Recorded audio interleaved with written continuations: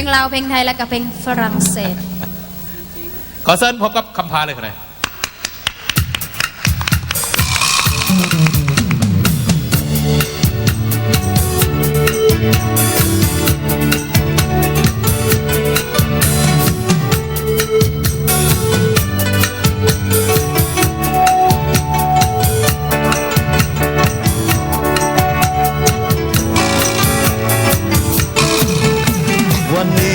วันดีปีใหม่เอามาอวยใส่ให้สุขสันต์วันช่วยสร้างแดนนี้ให้เป็นแดนสวรรค์ช่วยสร้างแดนนี้ให้เป็นแดนสวรรค์มาฮ้องเพลงกันฉลองวันปีใหม่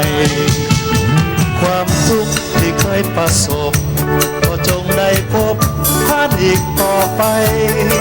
จงสิ้นไปเสียสิ่งที่เศร้ามองใจจงสิ้นไปเสียสิ่งที่เศร้ามองใจความสีวิไลจงได้มาแทนที่เฮฮาหัวยิ้มเพื่อนเอ๋ยอย่าโศกใจเลยครั้งเดียว1 ปีวันนี้โศกงามยามดีวันนี้โศกงามยามดี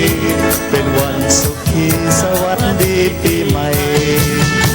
หากใครที่ซ้ำคงคืนก็จงหายเฟินสิ้นสุดต่อไป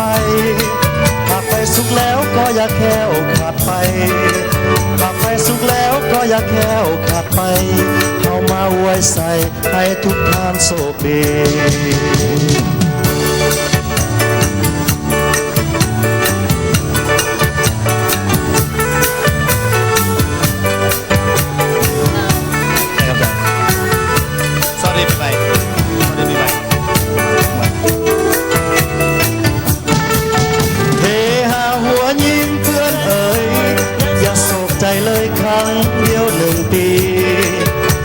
วันนี้โศกงามยามดี